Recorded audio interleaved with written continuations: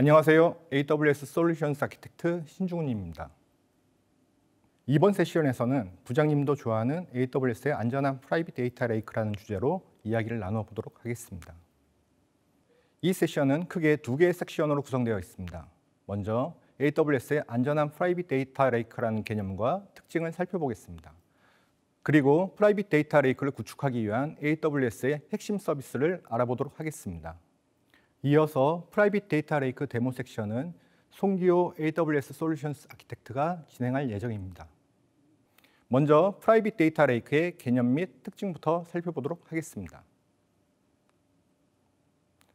현재 전 세계적으로 데이터 경제가 확산되고 있습니다. 마찬가지로 국내 금융산업도 데이터 경제가 확산되기 시작했는데요.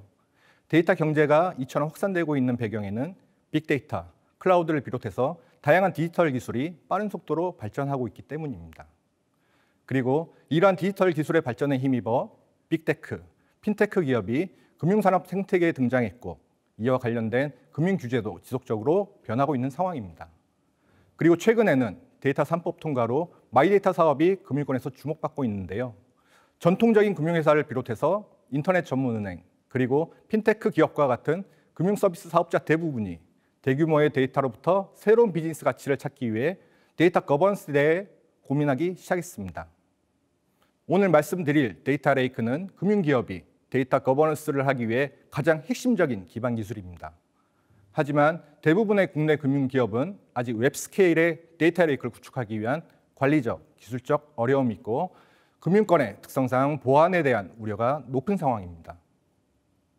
그럼 국내 금융회사에서 웹스케일의 데이터 레이크를 구축하는 데 있어서 고민하고 있는 부분들을 좀 더 살펴보도록 하겠습니다. 많은 국내 금융기업들은 제일 먼저 이미 구축된 데이터 웨어하우스를 고도화하는 방안을 생각하고 있습니다. 하지만 지속적으로 증가하는 대규모의 데이터를 수용할 수 있는 자원을 원하는 시점에 준비하는 것은 쉽지 않습니다. 그리고 전자금융거래 기록은 반드시 안전하게 보관되어야 합니다. 하지만 대규모의 금융 데이터를 보관하기 위해서는 많은 스토리지 비용이 발생하고 이 문제를 해결하기 위해 ILM을 구축하는 것 또한 쉽지 않습니다. 그리고 금융회사는 금융거래 데이터를 비롯해서 녹취 기록, 그리고 스캔 문서 등 다양한 유형의 비정형 데이터를 가지고 있습니다. 하지만 이와 같은 다양한 유형의 데이터는 대부분 사일로 환경으로 분산되어 있기 때문에 데이터에 대한 가시성이 떨어질 수밖에 없습니다. 더 나아가 이러한 다양한 규모의 데이터를 안전하게 저장하고 보관해야 합니다. 그리고 민감한 정보가 외부에 유출되지 않도록 데이터에 대한 추적성을 확보해야 합니다. 그리고 이러한 대규모의 데이터를 대상으로 내부 통제와 감사 활동을 원활하게 수행할 수 있어야 합니다. 하지만 지금까지 정형 데이터를 대상으로 하는 내부 통제와 감사와는 다르게 대규모의 데이터를 대상으로 데이터 저장과 활용을 추적하기에 기존의 데이터 플랫폼과 도구는 비기능적인 측면에서 많은 제약이 있습니다. 마지막으로 많은 기업들이 데이터로부터 비즈니스 가치를 발견하기 위해 데이터 사이언티스트를 채용하고 있고 오픈소스 기반의 데이터 분석 플랫폼을 도입하고 있습니다. 하지만 데이터 분석을 위한 도구가 매우 다양하기 때문에 이러한 도구를 구성하고 변경 관리하는 데 있어서 많은 자원을 투입해서 본연의 분석 업무에 집중하지 못하고 있습니다. 그렇다면 오늘 말씀드릴 프라이빗 데이터 레이크를 왜 국내 금융기업에서 좋아할까요? 이전 슬라이드에서 말씀드린 것처럼 데이터 레이크를 구축하는 데 있어서 국내 금융기업의 가장 큰 어려움은 웹스케일의 데이터를 저장과 활용, 그리고 데이터 보호로 요약할 수 있습니다. 하지만 오늘 소개해드릴 하이브리드 클라우드 기반의 프라이빗 데이터 레이크를 구축하실 경우 기존 데이터 센터의 비즈니스 연속성을 보장하면서 이와 동시에 데이터 레이크를 실시간으로 안전하게 확장할 수 있습니다. 그리고 웹스케일의 금융 데이터를 수용할 수 있는 단일의 저장소를 사용할 수 있고 객체 기반의 저장소를 사용함으로써 금융회사에서는 다양한 유형의 데이터를 관리할 수 있습니다. 더불어 데이터 전송과 저장 시 데이터 암호화를 통해 데이터를 보호할 수 있고 모든 데이터 사용에 대한 추적이 가능하기 때문에 내부 통제와 감사를 위한 워크플로우를 강화하실 수 있습니다. 마지막으로 비즈니스 오너, 금융상품 분석과 데이터 사이언티스트와 같은 다양한 데이터 주체가 데이터를 검색하고 분석하는 데 있어서 클러스터링 설정, 백업, 보안과 같은 데이터 분석을 위한 비기능 업무보다 분석 업무에 더욱 집중할 수 있습니다. 그렇다면 AWS에서 구축되는 안전한 프라이빗 데이터 레이크에 대한 개념을 살펴보도록 하겠습니다. 전통적으로 데이터 레이크는 모든 규모의 다양한 데이터 포맷을 저장할 수 있는 중앙 집중식 저장소로 정의할 수 있습니다. 하지만 AWS의 데이터 레이크는 데이터 저장소로서의 개념뿐만 아니라 데이터 거버넌스와 보안 거버넌스를 포함하는 포괄적인 개념입니다. 데이터 거버넌스 관점에서 가장 중요한 개념은 컴퓨팅과 저장소의 분리입니다. 이와 같은 구조는 데이터 중복에 의해 발생하는 데이터 일관성 그리고 무결성 문제를 해결할 수 있습니다. 그리고 장애로부터 빠른 복구가 가능하기 때문에 고가용성을 보장할 수 있습니다. 그리고 보안 거버넌스 관점에서 데이터 저장과 활용 단계에 모든 레이어에 보안이 적용되기 때문에 민감한 정보 유출의 위험을 완화하실 수 있습니다. 먼저 데이터 거버넌스 관점에서 AWS 데이터 레이크의 특징을 살펴보도록 하겠습니다. AWS 데이터 레이크는 크게 3개의 레이어로 구성되어 있습니다. 데이터 저장소, 메타데이터 카탈로그, 그리고 컴퓨팅인데요. 먼저 데이터 저장소부터 살펴보겠습니다. 아마존 S3는 다양한 유형의 대규모의 데이터를 저장할 수 있는 AWS의 대표적인 객체 스토리지 서비스입니다. 그리고 아마존 S3는 높은 수준의 가용성과 내구성을 보장하고 데이터 수명주기를 관리할 수 있도록 설계되어 있기 때문에 대규모의 데이터를 비용 효율적으로 관리하실 수 있습니다. 그 다음 AWS 데이터 레이크는 기업 내 관리되는 모든 유형의 데이터에 대해서 메타데이터 카탈로그를 사용할 수 있도록 설계되었습니다. 그래서 다양한 데이터 도구로 데이터를 활용하는 데 있어서 일관성 있는 메타 정보를 제공합니다. 그 다음 저장소에 있는 데이터를 추출하기 위한 3가지 방법을 제공합니다. 첫 번째 서버 방식은 여러분이 가장 익숙하신 방식일 텐데요. 서버의 추가적인 데이터 검색과 분석을 위한 별도의 도구를 설치하고 이 도구를 통해서 데이터를 사용하는 방식입니다. 그리고 서버리스 방식은 별도의 데이터 조작 도구 없이 바로 스토리지에 접근해서 데이터를 사용하는 방식입니다. 별도의 도구를 설치하지 않고 데이터를 사용할 수 있기 때문에 데이터 접근성을 높이고 데이터를 사용하기 위한 애플리케이션 종속성을 줄일 수 있습니다. 마지막으로 하이브리드 방식은 서버 기반과 서버리스를 혼용해서 데이터를 활용하는 방식입니다. 아마존 레드시프트 스펙트럼이 바로 이에 해당되는 서비스입니다. 다시 말씀드리면 기존의 데이터 웨어하우스 제품과 마찬가지로 데이터를 자체적으로 보관할 수도 있고 데이터 레이크에 데이터를 저장해서 데이터 저장과 컴퓨팅을 분리할 수도 있습니다. 다음, 보안 거버넌스 관점에서 AWS 데이터 레이크의 특징을 살펴보도록 하겠습니다. 먼저 AWS의 데이터 레이크는 모든 레이어에 보안이 적용됩니다. 그리고 데이터 활용 관점에서 데이터에 접근하는 사용자가 안전하게 인증할 수 있고 리소스에 대한 접근을 세밀하게 제어할 수 있습니다. 그리고 암호화 서비스와 인증서 서비스를 이용해서 데이터 전송과 데이터를 저장할 때 데이터를 암호화해서 데이터를 보호할 수 있습니다.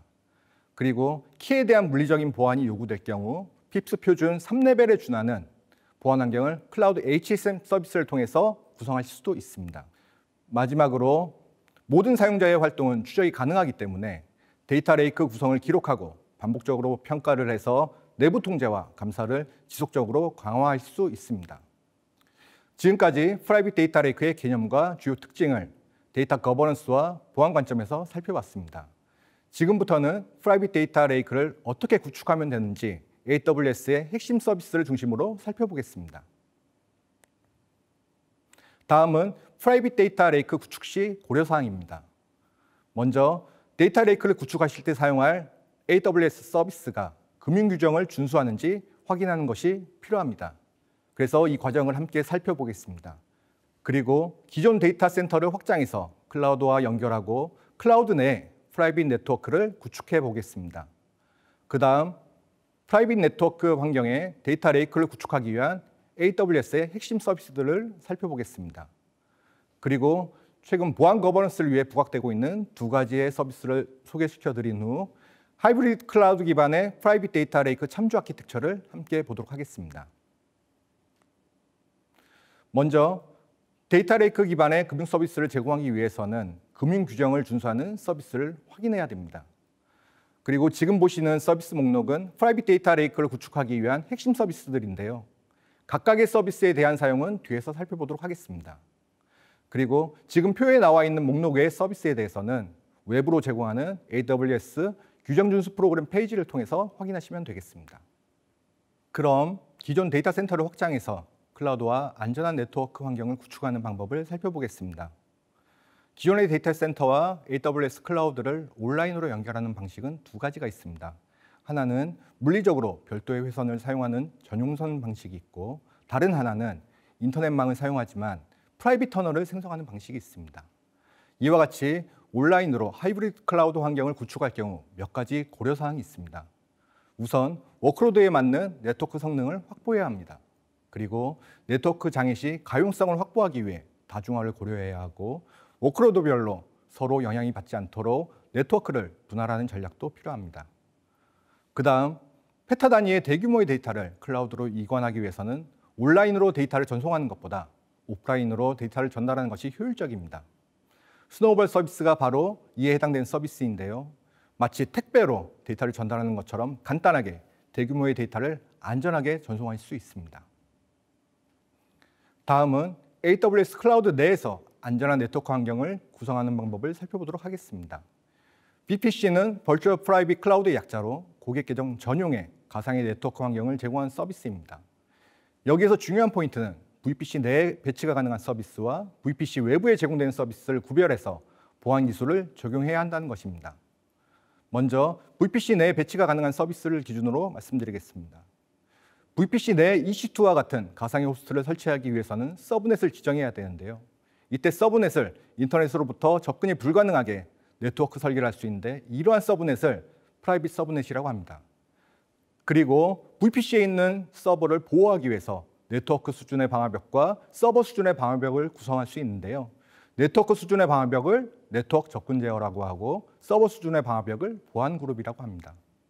다음으로 VPC 외부에 있는 서비스와 안전하게 연결하는 방법을 말씀드리겠습니다.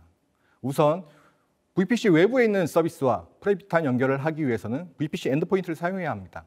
그리고 VPC 엔드포인트를 사용하게 되면 VPC 내 VPC 엔드포인트 연결을 위한 네트워크 인터페이스가 생성되는데요. 여러분은 이 VPC 엔드포인트를 프라이빗 서브넷과 연결된 라우팅 테이블에 등록하기만 하면 바로 VPC 외부에 있는 서비스와 안전하게 연결할 수가 있습니다. 다음은 데이터 레이크를 위한 저장소 선정입니다. 앞서 VPC 내에 설치되지 않는 서비스와 안전하게 연결하는 방법을 살펴봤었는데요.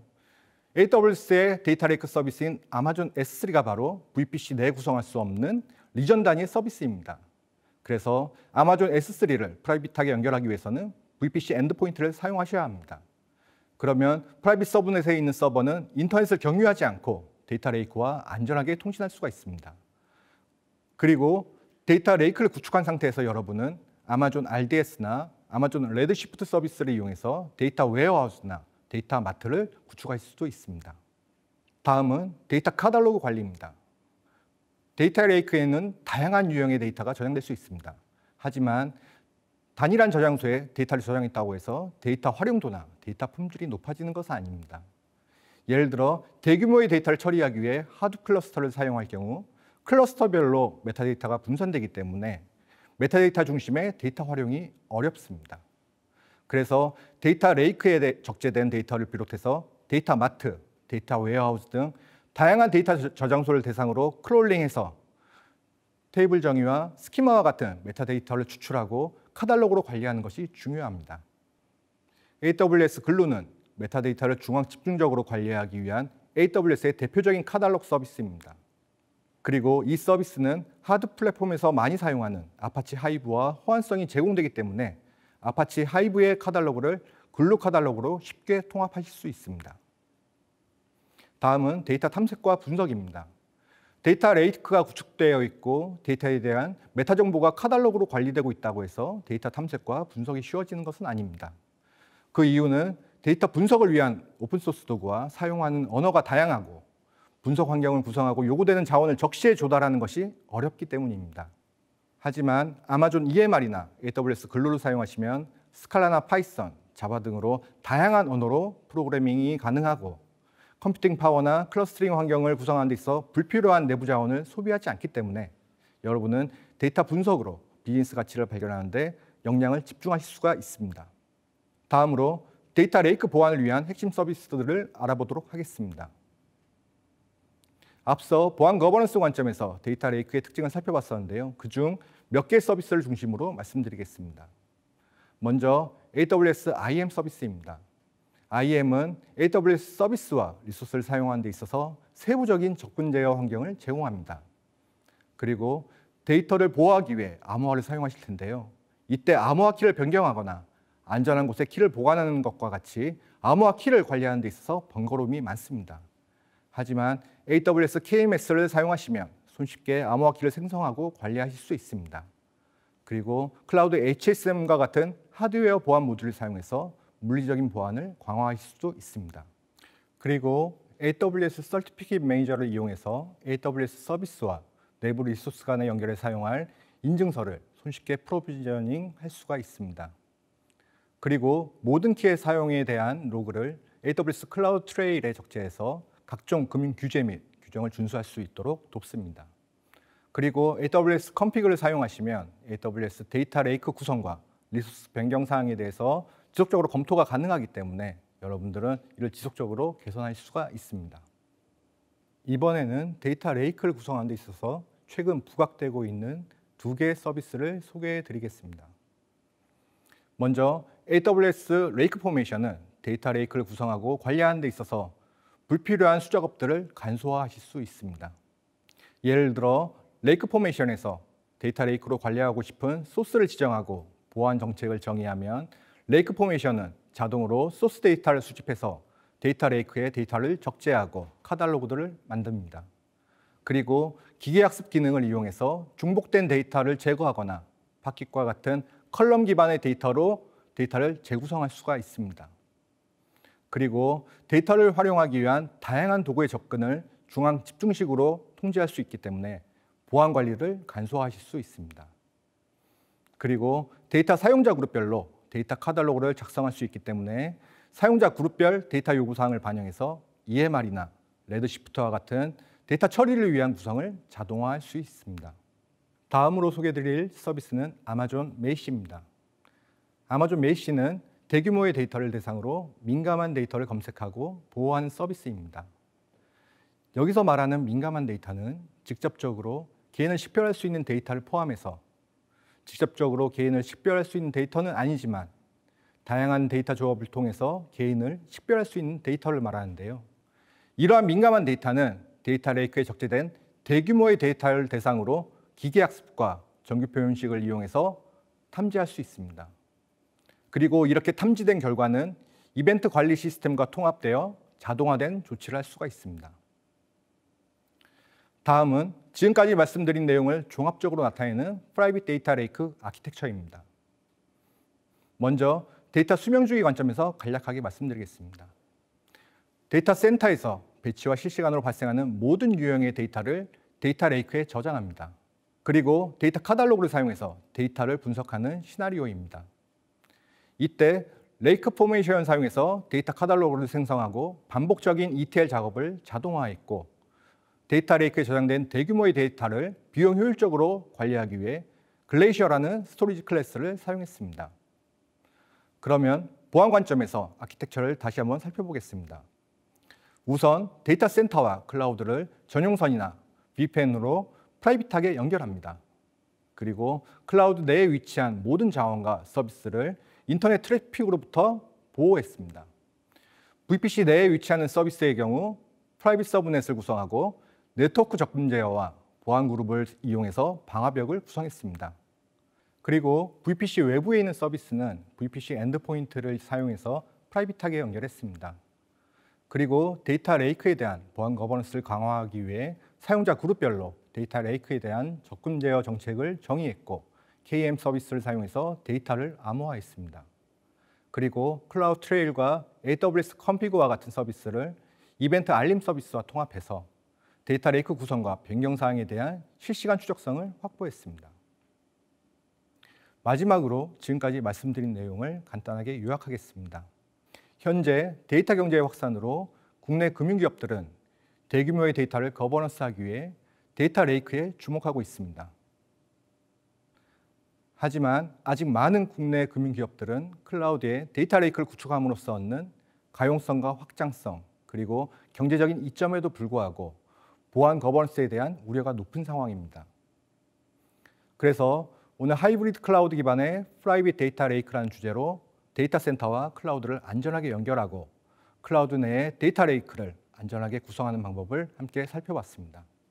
이어서 AWS 솔루션스 아키텍트 손규현 님이 프라이빗 데이터 레이크 데모를 진행해 주시겠습니다.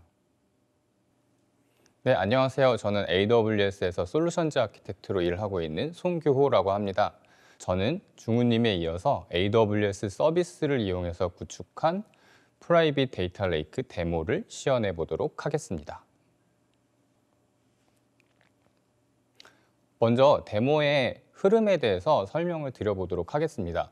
저희가 사용할 데이터는 미국에 있는 사람들이 집을 구매할 때 대출을 보통 받잖아요. 대출을 받았던 기록에 대한 데이터를 사용할 예정입니다.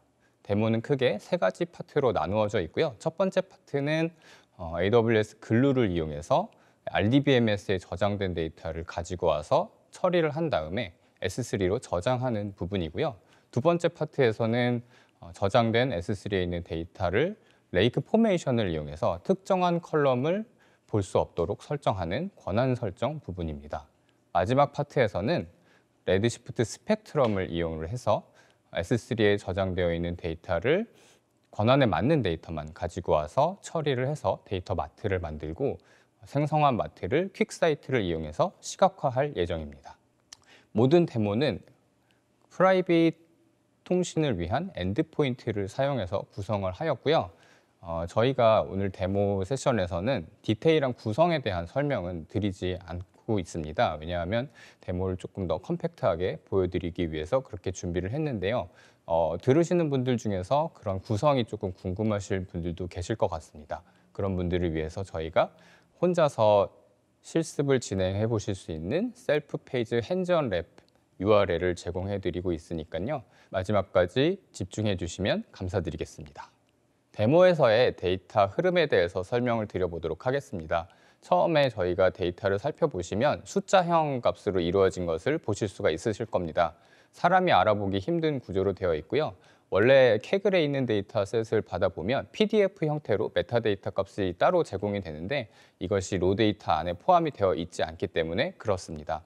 이걸 저희가 이제 글루를 이용을 해서 딕셔너리 데이터를 매핑시켜서 사람이 분석하기 용이한 형태로 가공을 할 예정이고요. 가공된 데이터 중에 특정 컬럼들을 필터링하고 처리를 해서 데이터 마트를 레드시프트 스펙트럼을 이용해서 생성할 예정입니다. 생성한 데이터 마트는 퀵사이트를 이용해서 아래와 같은 그래프 형태로 표현할 예정입니다. 다음은 데모 아키텍처에 대해서 설명드려 보도록 하겠습니다. 저희가 원래 데모를 기획을 할 때 하이브리드 클라우드 환경에서의 프라이빗 데이터 레이크를 가정하고 만들었기 때문에 원래는 RDBMS가 고객사의 온프레미스 데이터 센터 안에 있다는 것을 가정했습니다. 하지만 고객사의 온프레미스 데이터 센터를 저희가 데모에서 구현을 할 수가 없어서 AWS의 VPC를 두 개를 사용을 했고요. 첫 번째로 저희가 고객사의 온프레미스 데이터 센터를 시뮬레이션한 소스 VPC 그리고 저희가 대부분의 데모를 진행을 할 타겟 VPC를 이용을 해서 데모를 구성했습니다. 데모는 보시는 것처럼 데이터 마트에는 레드시프트를 사용을 했고요. 그 다음에 권한 설정을 위한 레이크 포메이션을 설정을 했었고 데이터 처리를 위해서 글루를 사용했습니다. 네, 그러면 첫 번째 데모에 대해서 간략하게 설명을 하고 시연을 해드리도록 하겠습니다. 데모의 첫 번째 부분에서는 RDBMS에 접속을 해서 데이터가 어떤 형태로 저장이 되어 있는지 여러분들한테 먼저 보여드릴 거고요. 그 이후에 글루를 이용해서 데이터를 크롤링하고 처리를 해서 딕셔너리 데이터를 붙여서 S3에 저장을 하는 것까지 시연을 해드리도록 하겠습니다. 그럼 첫 번째 데모 보여드리도록 하겠습니다. 먼저 VPC 구성 환경에 대해서 살펴보겠습니다. 앞서 말씀드렸던 것처럼 온프레미스 데이터 센터를 시뮬레이션한 소스 VPC와 타겟 VPC를 보실 수가 있습니다. 네트워크 구성은 퍼블릭망과 프라이빗망이 가용 영역 두 개에 걸쳐서 구성이 되어 있고요. 다음으로는 데이터베이스 구성을 살펴보도록 하겠습니다. 오로라 데이터베이스를 소스 VPC에 구성을 하였고요. 프라이빗 망에 두었습니다. 네, 이렇게 구성이 되어 있는 걸 보실 수가 있고요. 이제 분석할 데이터를 간략하게 살펴볼게요. 캐글에 있는 데이터셋을 썼고요. 미국에 있는 모기지 데이터를 사용을 했습니다. 네, 이 중에서 저희는 2013년부터 2018년까지의 데이터 중에서 싱글 패밀리 프로퍼티스에 관한 데이터셋을 사용을 했습니다. 앞장표에서 보여드렸던 것처럼 로 데이터에는 인티저 값들만 들어가 있고요. 코드 데이터는 이렇게 별도의 PDF로 제공을 하는데 저희는 이제 글루를 이용을 해서 이 데이터들을 딕셔너리화해서 합치는 작업을 할 예정입니다. 네, 그럼 오로라에 적재해 둔 데이터를 한번 확인해 보도록 하겠습니다. 시큐어 쉘로 접속을 하고요. 프라이빗 망에 있기 때문에 퍼블릭 망에 있는 EC2 인스턴스를 거쳐서 로그인을 해보도록 하겠습니다. 에스테이트 스키마에 제가 만들어 놓았고요.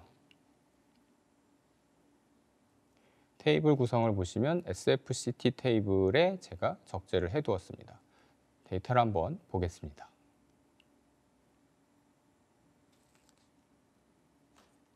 네, 이런 식으로 아까 말씀드렸던 것처럼 인티저 값이 되어 있는 것들을 확인을 해보실 수가 있습니다. 저희는 모든 통신을 아까 말씀드렸던 것처럼 엔드포인트를 사용해서 하기 때문에 S3와 글루의 엔드포인트를 타겟 VPC 쪽에 구성을 해 놓았습니다. 프라이빗 망에 연동을 해 두었고요. 다음은 이제 글루로 데이터를 크롤링을 해볼 텐데 저희가 데모에서 사용할 스키마는 IWDLDB라고 하는 스키마를 계속 사용을 할 거고요. 지금은 데이터가 없는 걸 보실 수가 있습니다. 커넥션에 대한 컨피그레이션은 미리 구성을 해 두었는데 이 구성을 어떻게 하는지에 대해서는 핸즈온 랩에서 확인을 하실 수가 있습니다. 네, 크롤러도 제가 구성을 미리 해 두었고요. 첫 번째 크롤러 확인을 해보시면 JDBC로 오로라에 접속을 해서 데이터들을 가지고 오는 것들을 제가 돌려볼 겁니다. 네, 크롤러를 돌려보도록 하겠습니다. 약간만 기다리시면 크롤링이 완료된 것을 보실 수가 있는데 여기서 조금 주의하셔야 되는 게 실질적으로 데이터를 복제해 오는 것이 아니라는 것입니다. 등록된 크롤링 정보를 이용을 해서 데이터를 가지고 와 볼 건데요. 데이터를 가지고 오는 작업은 글루에 있는 잡 탭에 들어가서 미리 등록해 놓은 잡을 제가 수행을 해 보도록 하겠습니다.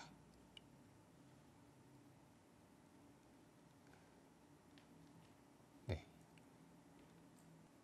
이 작업을 수행해 주셔야 S3로 데이터가 복제가 됩니다. 복제가 완료되기 전에 복제가 될 타겟 디렉토리에 가서 데이터를 한번 확인을 해 보도록 하겠습니다. 지금은 데이터가 없죠. 9분 정도 로딩 시간이 걸리는데요. 제가 조금 스킵을 하고 완료된 것을 확인을 해보시면 현재 석시드로 데이터가 로딩이 된 것을 보실 수가 있고 다시 한번 타겟 디렉토리에 가보시면 정상적으로 데이터가 들어와 있는 것을 보실 수가 있습니다. 이제 글루에 데브 엔드포인트에 접속을 해서요. 노트북을 이용을 해서 데이터를 가공해 보도록 하겠습니다. 글루에서는 제플린 말고 아이파이썬 인터페이스를 통해서도 스파크 작업을 구동할 수 있는 환경을 제공을 합니다. 잠시 코드를 살펴보도록 하겠습니다. 딕셔너리 데이터를 튜플 형태로 만든 다음에 스파크의 데이터 프레임에 UDF 함수로 매핑해 주는 코드입니다. 컬러 함수가 조금 많아서 복잡해 보이지 로직 자체는 굉장히 간단한 작업이고요. 완료된 결과값은 딕셔너리 데이터라고 하는 프리픽스 쪽으로 저장을 하게 됩니다. 네, 수행되는데 이것도 시간이 조금 걸려서 제가 전체적으로 실행을 한 다음에 수행되는 동안에 조금 스킵을 해보도록 하겠습니다. 이렇게 노트북을 실행을 하고요. 실행된 결과를 한번 살펴보면 딕셔너리 데이터 쪽으로 데이터가 저장이 되어 있는 것을 한번 S3 콘솔을 통해서 확인을 해보도록 하겠습니다. 정상적으로 로딩이 되어 있는 것을 보실 수가 있겠죠. 이 작업이 완료되고 나면 아까 전에 보셨던 인티저 값들이 딕셔너리 데이터와 매핑이 되어 분석된 결과를 한번 보시면 아까 전에 보셨던 인티저 데이터 값들이 이렇게 딕셔너리 값과 매핑이 되어서 나오는 것을 확인하실 수가 있습니다. 데모의 두 번째 단계에서는 저장되어 있는 S3에 있는 데이터 중에 저희가 이따가 보여드릴 예정이지만 인종정보가 포함되어 있는 데이터들이 있거든요. 이 인종정보를 저희가 민감한 데이터로 가정을 한번 해보도록 하겠습니다. 이 민감한 데이터에 접근을 할 수 없도록 레이크 포메이션에서 인종정보가 포함된 컬럼들만 제외하고 나머지 컬럼들을 레드시프트 스펙트럼이 셀렉트해서 가져올 수 있도록 하는 권한 설정을 진행해 보도록 하겠습니다. 그럼 이어서 두 번째 데모를 보여드리도록 하겠습니다. 레이크 포메이션으로 권한을 설정하기 전에 아테나를 이용해서 처리된 데이터를 잠시 한번 살펴보도록 하겠습니다. 아테나에는 특정한 설정이 들어있지 않아서 지금 모든 데이터를 쿼리를 할 수가 있죠. 첫 번째로 가공을 하지 않은 인티저 값이 포함된 트랜스폼드 데이터입니다. 글루의 데브 엔드 포인트를 이용을 해서 딕셔너리 데이터를 매핑한 데이터입니다. 보시면 이제 사람이 인지할 수 있도록 의미 있는 값들이 들어있는 것을 보실 수가 있고요. 이 중에서 저희는 인종정보가 민감한 데이터라고 판단을 해서 이 인종정보는 레드시프트 스펙트럼에서 접근을 하지 못하도록 레이크 포메이션으로 설정을 할 예정입니다. 인종정보가 좀 많이 있는데 바로워 레이스 1, 2, 3, 4, 5 그 다음에 코 바로워도 마찬가지로 5개 이렇게 10개의 컬럼을 제외하고 권한을 주도록 하겠습니다. 레이크 포메이션의 화면입니다. 들어가서 살펴보게 되면 이렇게 저희가 사용을 하고 있는 IWDLDB라고 하는 스키마에 보시면 현재 등록되어 있는 테이블들이 나타나게 되고요. 데이터 퍼미션에 가보시면 현재 별다른 설정을 하고 있지 않아서 디폴트 설정으로 들어가 있습니다. 여기서 이제 레드시프트 스펙트럼이 접속할 수 있는 컬럼들에 대한 권한 설정을 진행해 보겠습니다. 레드시프트 스펙트럼 롤에다가요. 데이터베이스는 저희가 사용하고 있는 데이터베이스 테이블도 딕셔너리 데이터가 처리된 테이블 그리고 인클루드 컬럼을 해서 아까 보셨던 인종정보가 포함되어 있는 컬럼들을 제외한 나머지 컬럼들을 선택해 주도록 하겠습니다. 선택하는 컬럼이 조금 많아서 빠르게 넘겨보면 이렇게 선택을 하고 셀렉트 권한을 제외하고 나머지는 다 제외를 했고요. 권한을 설정을 합니다. 보시는 것처럼 EMR에 센트리나 레인저를 쓰시는 거와 비슷한 형태의 작업을 AWS의 UI를 통해서 진행을 하실 수가 있습니다. 레드시프트에서 이제 한번 스펙트럼을 이용해서 데이터를 볼 텐데요. 레드시프트 같은 경우에는 프라이빗 서브넷에 있어서 AWS 콘솔에서 볼 수는 없고요. 별도 SQL 툴인 SQL 워크벤치를 이용을 해서 확인을 해보도록 하겠습니다. 그 다음에 스펙트럼의 글루 크롤러로 등록된 메타데이터 값을 등록을 해줘야 하는데요. 이 작업이 그 컨피그레이션을 등록해주는 작업이고요. 자, 이제 선택을 해볼 준비가 되었습니다. 셀렉트 문을 통해서 한번 정상적으로 결과가 나오는지 살펴보도록 하겠습니다. 잠시 기다리시면 이렇게 레이스 정보를 제외한 나머지 컬럼들을 레드시프트 스펙트럼을 이용을 해서 셀렉트 하실 수 있는 것을 확인하실 수가 있습니다.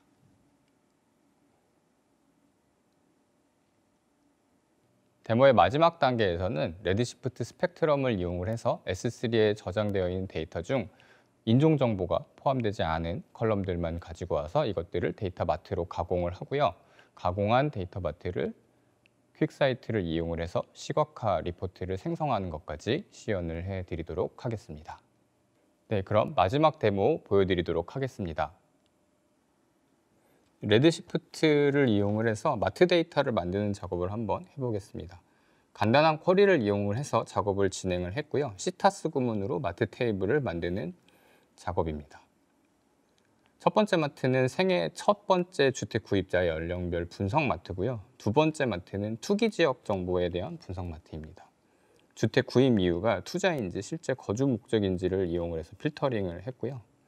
세 번째 마트는 이제 대출 기관별로 대출자들의 평균 소득을 매핑시켜본 분석 마트입니다. 마지막 마트는 대출의 목적에 대한 분석 마트입니다. 대출 목적이 구매인지, 대출 연장인지 이런 것들에 대한 분석 결과고요. 쿼리를 수행을 한 번에 하면 순차적으로 수행됩니다. 약간만 기다리시면 쿼리가 굉장히 빠른 속도로 끝이 나고요. 마트 데이터들이 잘 만들어졌는지 한번 확인을 해보도록 하겠습니다. 생애 최초 주택 구입 연령 분석 결과이고요. 두 번째는 투기 지역에 대한 분석 결과입니다.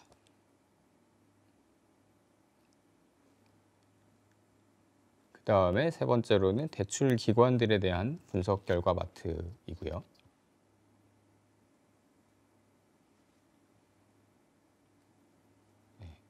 대출자들의 인컴 에버리지를 매핑시켜 봤습니다. 마지막으로 보시면 대출 목적에 대한 카운트입니다. 대출자들이 구매를 목적으로 했는지, 리파이낸싱을 목적으로 했는지. 이제 이 마트를 퀵사이트를 이용해서 시각화를 한번 해보도록 하겠습니다. 퀵사이트 화면이고요. VPC 내부에 있는 레드시프트에서 데이터를 가지고 와야 하기 때문에 설정에서 VPC와 연결을 합니다. VPC의 프라이빗 서브넷과 연결을 해놓은 화면이고요. 데이터셋을 한번 확인해 보시면 레드시프트에 있는 4개의 마트 테이블을 보실 수가 있습니다.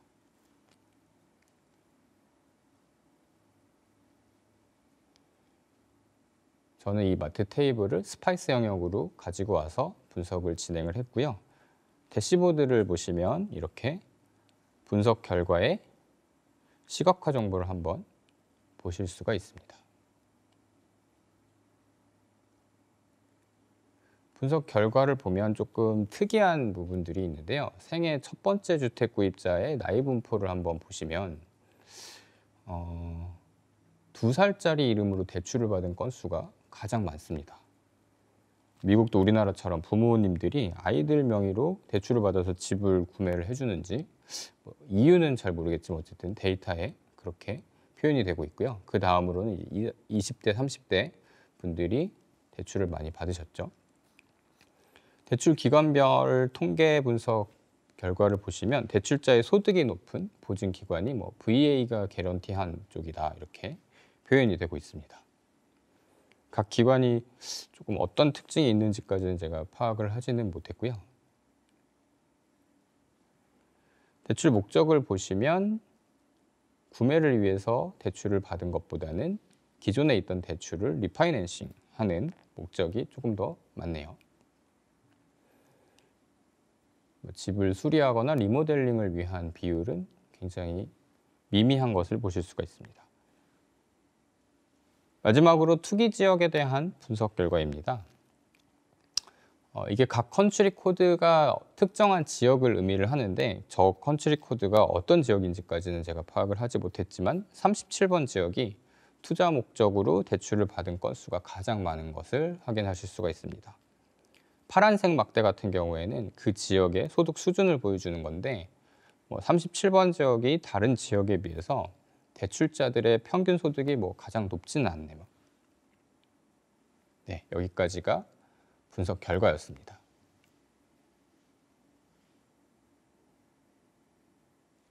오늘 지금 제 강의를 듣고 계신 분들 중에서는 제가 오늘 시연해드린 데모를 직접 한번 실습을 해보시고 싶으신 분들도 분명히 있으실 거라고 생각이 듭니다. 그런 분들을 위해서 제가 아까 말씀드렸던 것처럼 진행해 보실 수 있는 핸즈온 랩 URL을 제공해 드리고 있습니다. 관심 있으신 분들은 세션이 끝난 이후에 들어가셔서 진행을 해보시면 도움이 많이 되실 것 같습니다.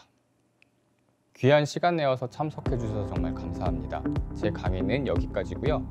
여러분의 소중한 피드백을 기다리고 있습니다. 행사 종료 후 강연 평가 및 설문조사에 꼭 참여해 주십시오. 감사합니다.